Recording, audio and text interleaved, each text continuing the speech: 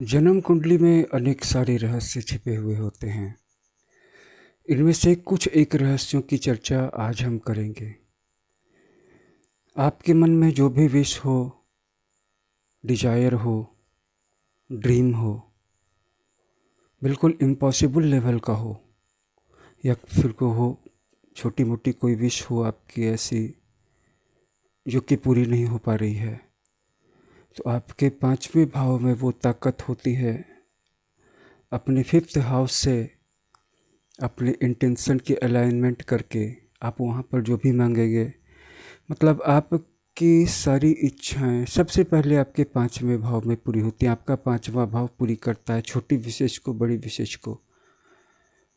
बड़ी विशेष को जो कि सचमुच में काफ़ी बड़ी बड़ी हैं, नवम भाव की सहायता लेनी पड़ सकती है। नवम भाव से बड़ी बड़ी यात्राओं के बारे में विचार करते हैं। कई बार जब जीवन में सारे काम रुक जाते हैं, कोई भी काम नहीं बनता है, तो आपको लगता है कि आप स्टक हो गए हैं, तो इस कंडीशन में आपको छोटी या बड़ी यात्रा कर लेने से लाभ महसूस होगा। कोई छोटी यात्रा कीजिए, कोई बड़ी यात्रा कर लीजिए, तो आप पाएंगे कि आपका जो बंद दरवाज़ा था किस्मत का, वो खुल जाएगा। यात्राओं का बहुत पॉजिटिव असर पड़ता है, ये दूसरा सीक्रेट है। सबसे बड़ी बात क्या है कि ये सारी चीज़ें तो मांगने या रिमेडी से संबंध है। अब हम चर्चा कर लेते हैं डायरेक्ट मेन स्ट्रीम पे, यानी कि कर्म। तो हमारी कुंडली के केंद्र भावों का संबंध हमारे कर्म से है।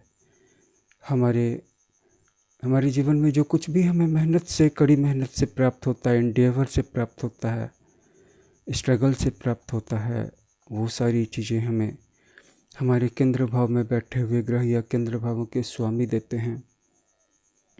लेकिन जो चीज़ें हमें विरासत में प्राप्त हो जाती हैं, पिता के द्वारा, दादा के द्वारा, माता के द्वारा मदद प्राप्त होती है। बहुत सारे ऐसे भी लोग हैं जिनको नौकरी नहीं मिली है, तो जो अपने माता की पेंशन पे गुजारा कर रहे हैं, क्योंकि उनकी माता भी उनको छोड़ नहीं दे सकती है। तो ये उनको जो सपोर्ट प्राप्त हो रहा है, ये उनको उनके त्रिकोण भावों में बैठे हुए ग्रहों के कारण प्राप्त हो रहा है।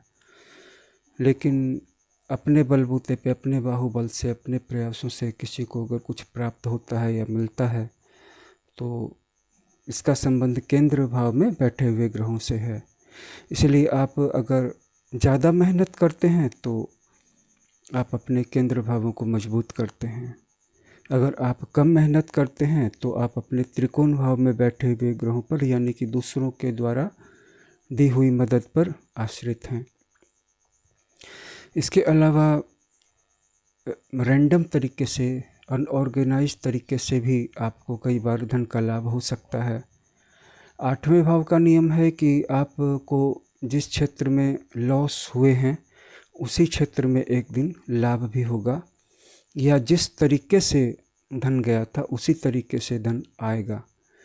11वें भाव में है कि आप जितना अनप्लान्ड तरीके से, जितना अनएक्सपेक्टेड वे में, जस्ट आपको ओपन रहना चाहिए, ओपन टू रिसीविंग मनी। बहुत सारे लोगों का ना ब्लॉकेज है, मनी ब्लॉकेज है, तो वो सोचते हैं कि मैं बहुत ऑर्गेनाइज तरीके से, सिस्टमेटिक तरीके से एक दुकान, एक शोरूम, एक बिजनेस खोलूँगा, स्टार्टअप करूँगा, तब ना पैसा आएगा। लेकिन पैसा रैंडम वे में भी आ सकता है, लेकिन you must be open to receiving money.